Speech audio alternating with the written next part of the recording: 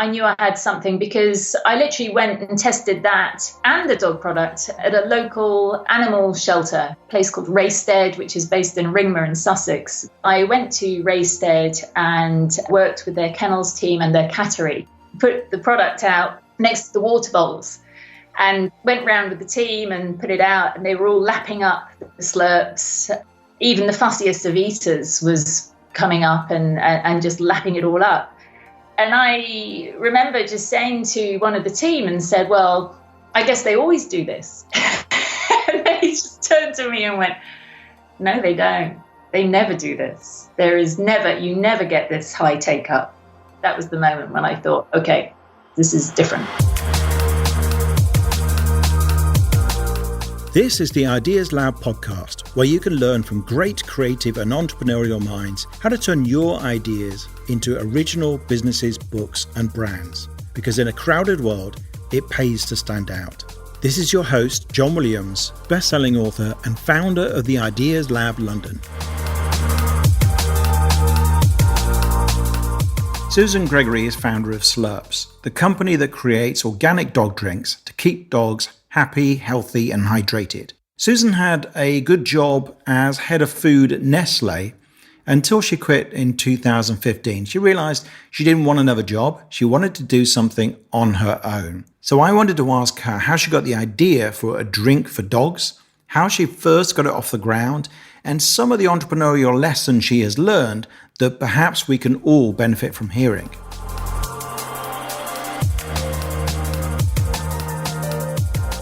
So, Susan, you've got a fascinating business here with Slurps, the hydration drink for dogs, I guess I would describe it as. But I'd love to know how you describe it and also how you came up with that idea originally. Okay, well, we describe Slurps as nutritious drinks for dogs. Pretty simple, really, on the basis that everybody worries about what they give their dogs to eat, but don't always think about how much their dog drinks. And 2 out of 3 UK dogs don't actually drink the vet recommended amount. So that's where the idea was, really to have something that was super tasty, but also healthy, and that gave a dog some nutritious. So, so actually it encouraged the dogs to drink when perhaps water wasn't going to cut it. And how did you discover this? I mean, was this for your own dog? Yeah, actually, it was through the cat. The cat, Bobbin, is no longer with us, unfortunately. But we went to the vet with Bobbin, and the vet said to us, your cat's not drinking enough. She really needs to drink more. And it's, as soon as they said it, I thought, well, hold on, I spend hours interrogating every single, sort of label on what I was giving Bobbin and, to be fair, Ruby to eat. And it never even crossed my mind about how much they were drinking. I guess, like many sort of pet owners, I just put the water out and, just thought, oh, well, they'll be all right, And as soon as the vet said that, I suddenly thought, well, hold on, that's funny, because the dog doesn't drink anything either, and it was a case of we'd put the water out for Ruby, and 3 days later, we'd have to empty it out and refill it, or we'd go on 10-mile hikes and she would refuse to drink, which as soon as somebody alerts you to that, you suddenly think, oh, hold on, that's not great, and I need to do something about it. Yeah, no, that's really interesting. And so you had a good job. You've had a good career, and you left. You were was it head of food for Nestle? Was it? Yeah, that's right. I mean, that's a pretty major position to be in the food industry. And so, why did you decide to start your own business? Was this something you've been wanting to do for a while, or was it just because of this idea? Well, it wasn't the first time. So before that particular role, I had been working at Unilever, and I was a European category director for tea.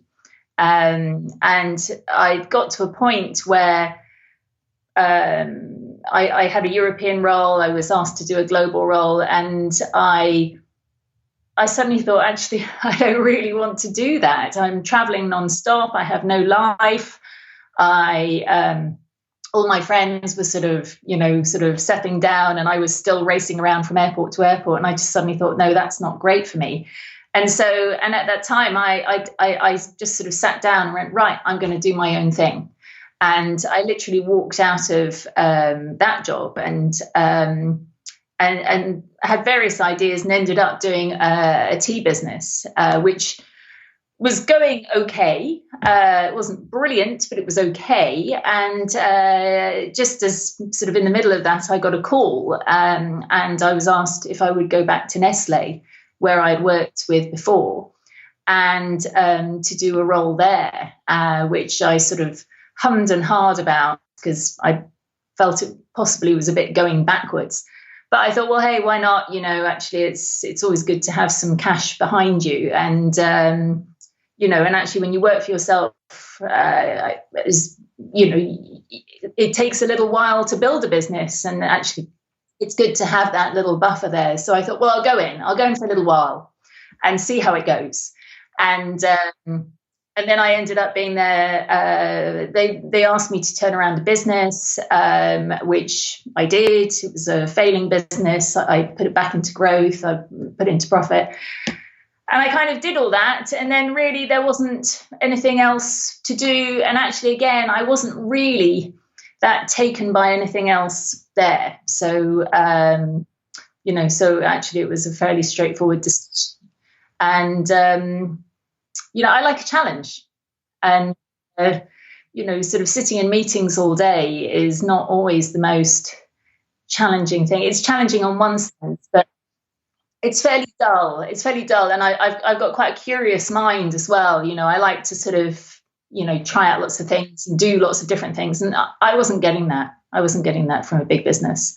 So, And so I'd had this idea. The idea had come up anyway about, doing something with drinks for dogs or cats. And so I'd already started kind of experimenting, and then it was just, sort of, a few more steps. And so when you started, what were the first things you did in, say, the first month or so? What were the first things? I think it was just sort of playing around and experimenting, to try and find, pets are different from humans. And I know that sounds quite straightforward, but in the pet world, if you want to get a cat or a dog to taste something, the result is usually fairly binary. They either like it or they don't. With humans, my experience had always been with humans who are always really, it's too salty, it's too sweet, it's a bit bitter, it's, so first of all, it was kind of, right, let's, sit down and start sort of concocting different drinks that will appeal to dogs and cats, doing sort of background research, looking at sort of particular nutritional requirements for those cats and dogs, and then actually going through and testing them and starting to talk to friends and family, going around to people's houses with little samples and asking them to give feedback. But it takes a long time. It does. It takes an awful long time, and also to it's quite straightforward doing something in your kitchen. When you want to start doing something on a more on a bigger scale, actually that's suddenly changes the sort of how everything goes. I was looking at one point to import a product from a factory in Italy, and actually went out there, scoped it out, etc. And then we were literally about to press go, and I'd even booked a stand at Crufts, and they suddenly turned around and said, "I'm sorry, we can't do what we said we could do." And it was like, whoa, where did that one come from? And, so all of those things, you sort of think you're moving forwards, and then suddenly it's just like a game of snakes and ladders. It is, yes. I think that's entrepreneurship all around, really, isn't it? Yeah, absolutely. So that's kind of probably the first thing, was actually starting to look at the product. And when did you know that you'd really got something here and it was really working? Because it's going well now. Yeah, I mean, with the cat, at the moment everything here says dog. Originally, the first plan was to go with a cat, and I had this product for cats, which I was sourcing from Italy, and actually, I knew I had. Well, actually, yeah, on the cat product, I knew I had something, because I literally went and tested that and the dog product at a local animal shelter, a place called Racestead, which is based in Ringmer in Sussex. Beautiful place. And I was looking for an objective audience to test the product. And that sounds quite funny, but what you can sometimes find with animals is that they will do what their owner asks them to do. They understand that. And so if the owner puts something in front, I'm sure a million of people will be saying, that's not true. They never touch the food that I give them. But you do find that there is a tendency for them to do that. And so actually what I wanted was an objective group of cats and dogs of all sizes, all breeds, all ages, to test the products. And so I went to Racestead and worked with their kennels team and their cattery, and went literally, put the product out next to in the kennels, well, in both scenarios, next to the water bowls, and went round with the team and put it out, and they were all lapping up the slurps. Even the fussiest of eaters was coming up and just lapping it all up.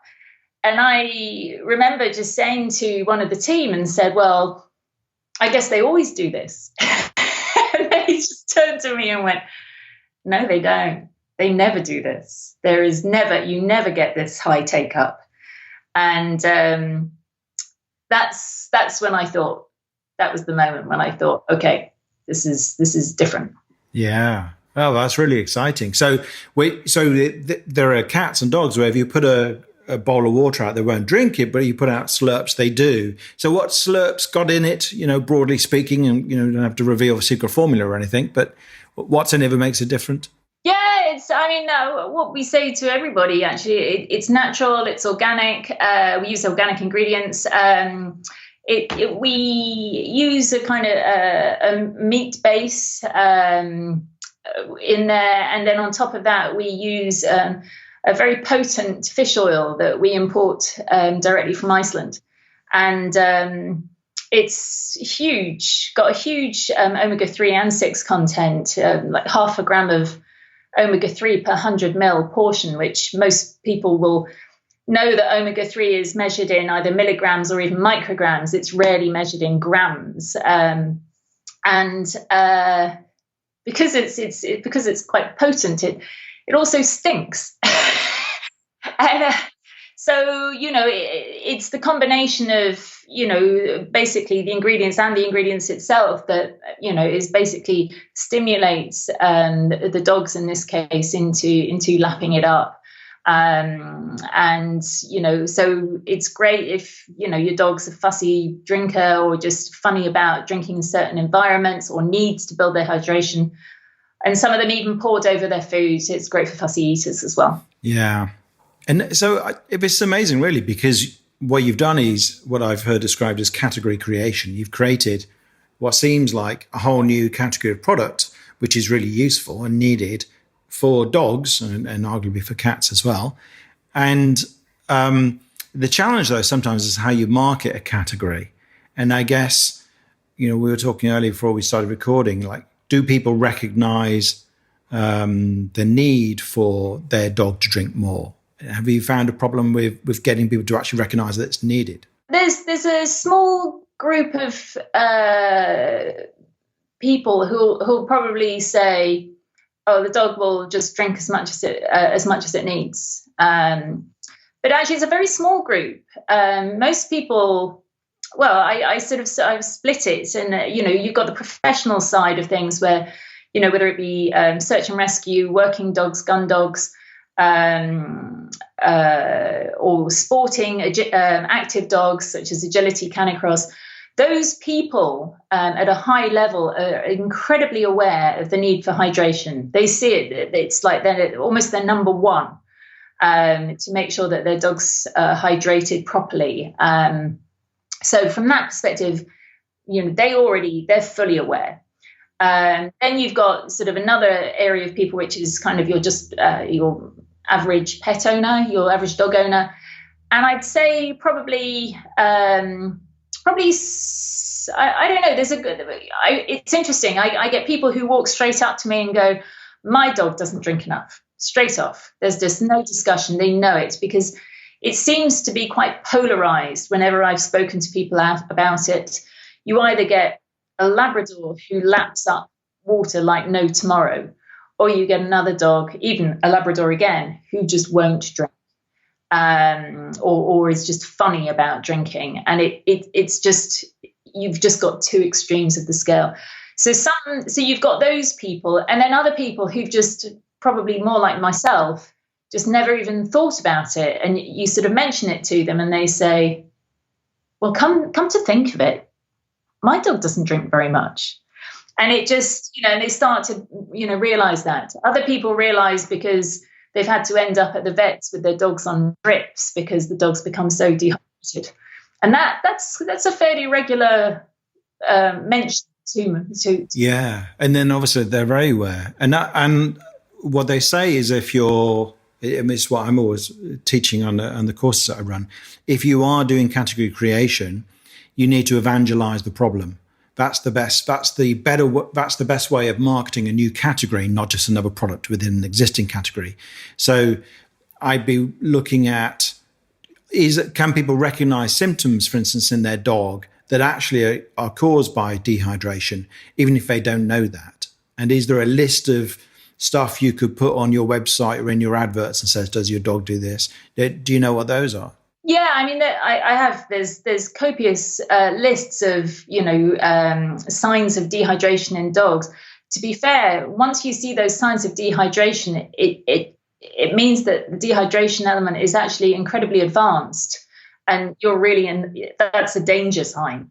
If you see things, they'll say, the dog is listless. You can scrunch up the skin of the dog, and it won't go back easily because there's just no moisture in there. All of those things like that. By the time that's happened, you really need to see a vet. That's really bad.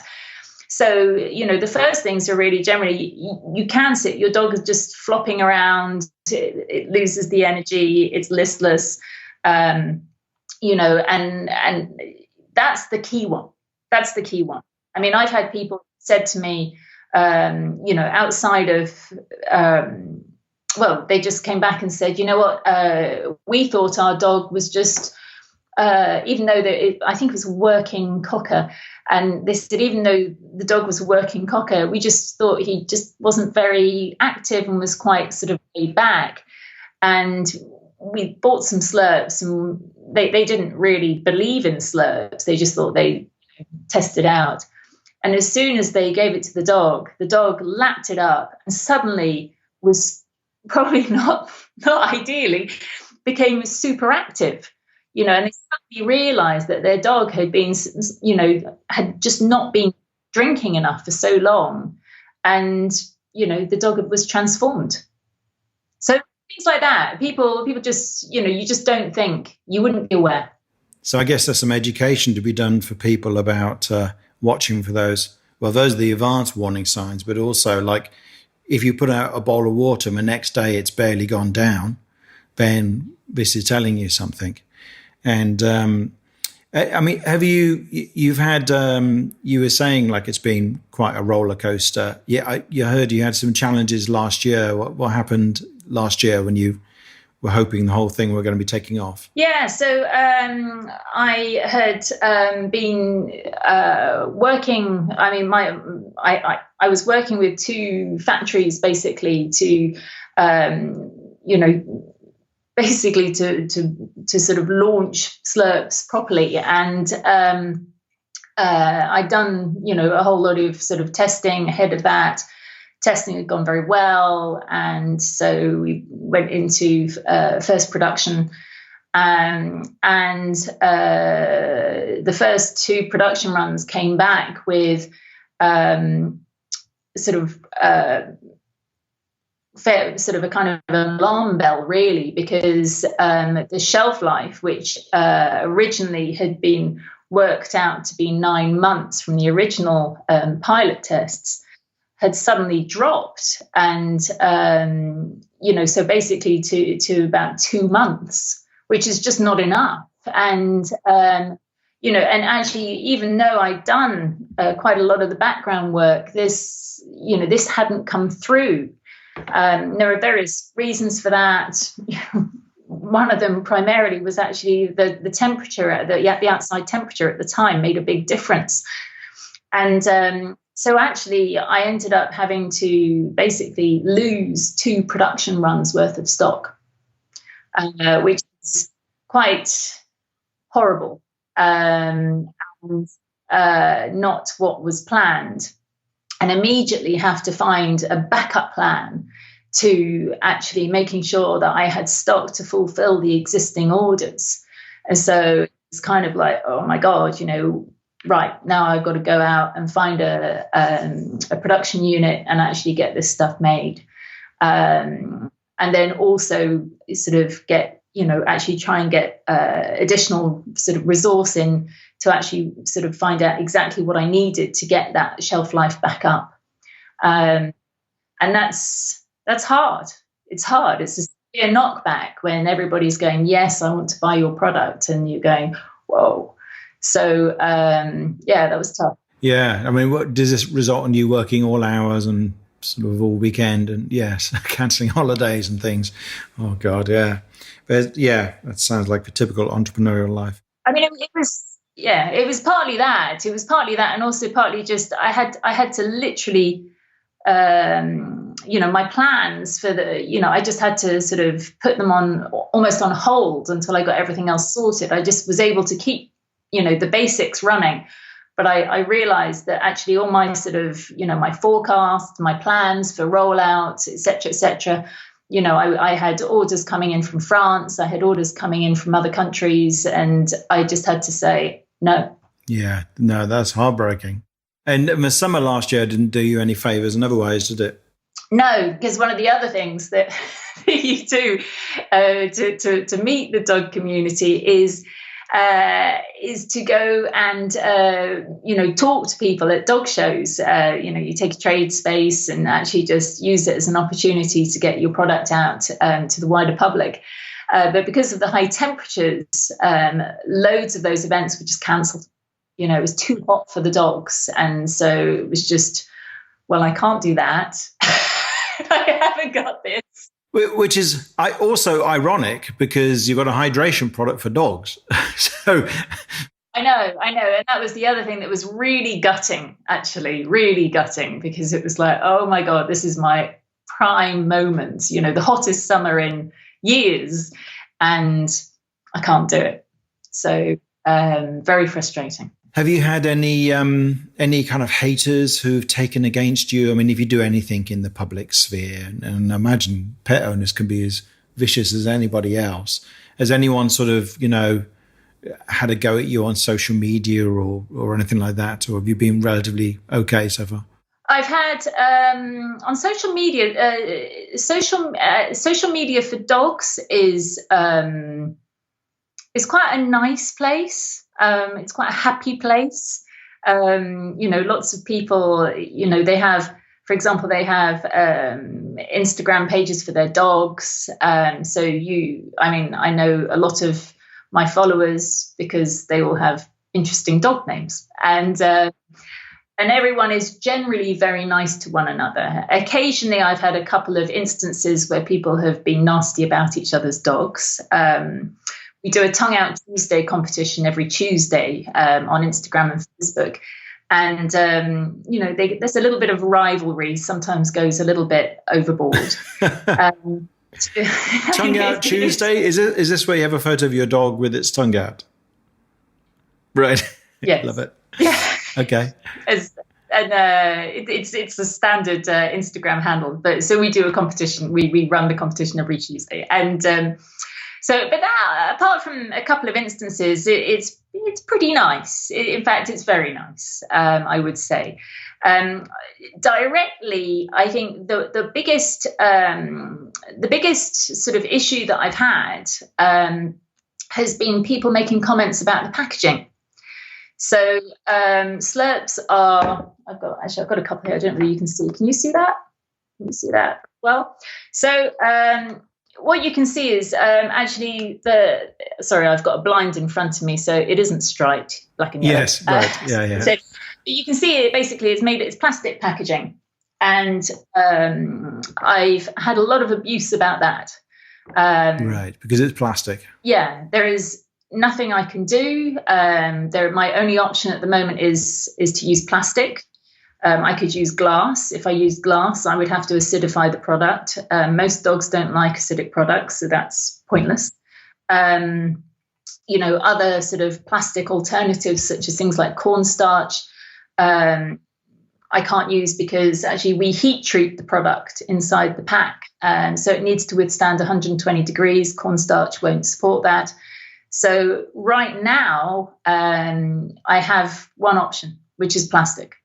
And, the one on a positive note, it reduces down very flat. So it's not bulky. It does take up a lesser amount of space. But I would like to change out of plastic. I don't want to use plastic.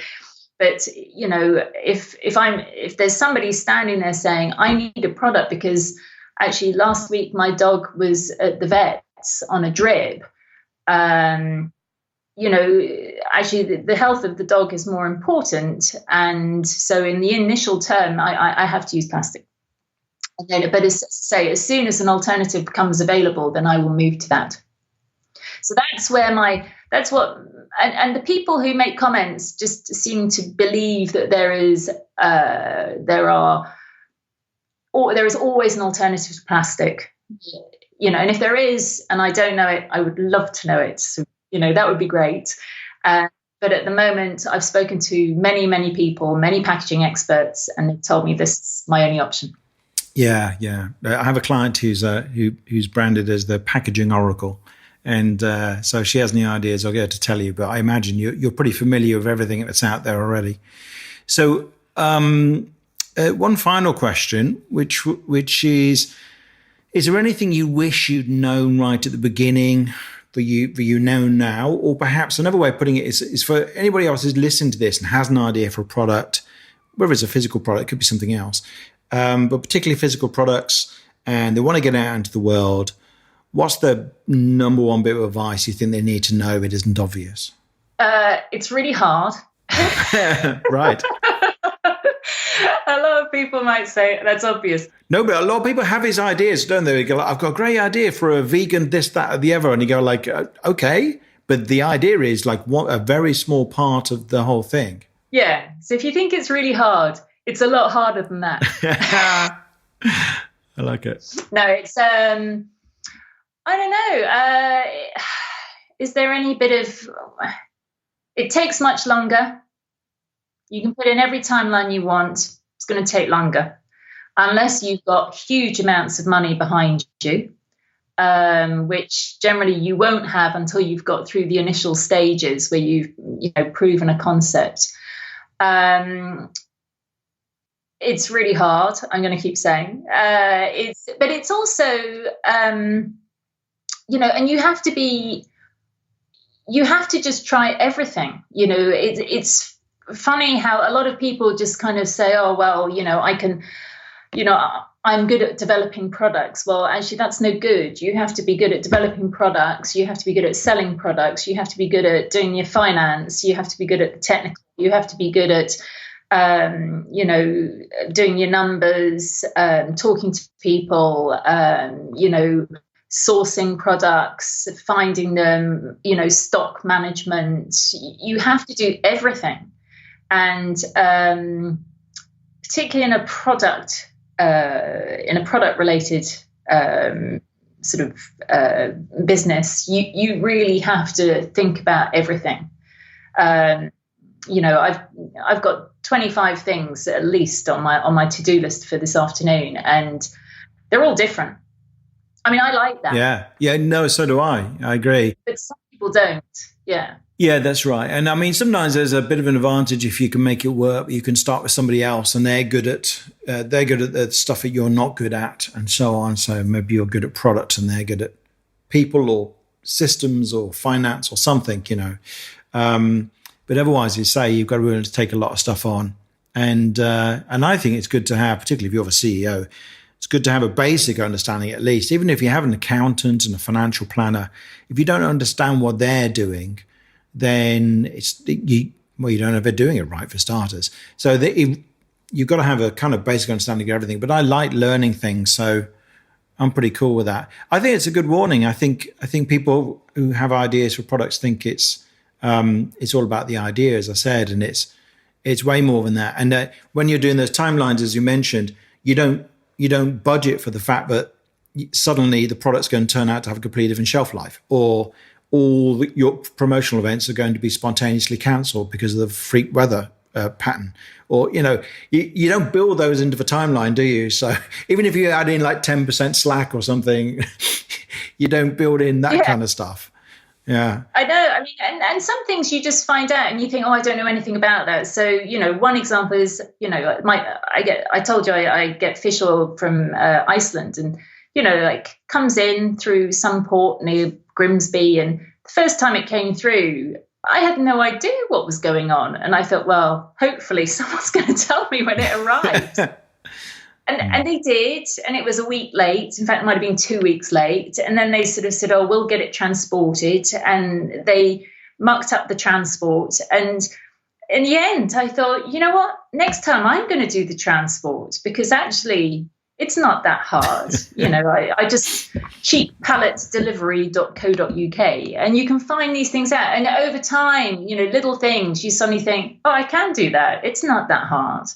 But you have to be prepared to do that.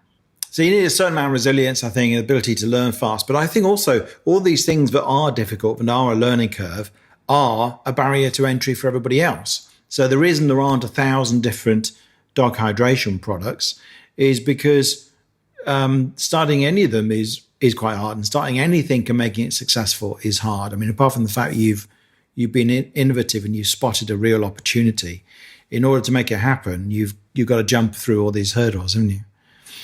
So yeah, well done. That's what I can say. It's great. Well, I've got clients. I've got a client who's created a nutrition bar for cyclists, and I've got a few other people who are doing who would like to do food products if we haven't already started. So that's really interesting, and I think there are lessons for everybody as well. If people want to find out about Slurps, what's the website to go to? It's www.slurps4pets.co.uk. Oh, okay, slurpsforpets.co.uk, number 4.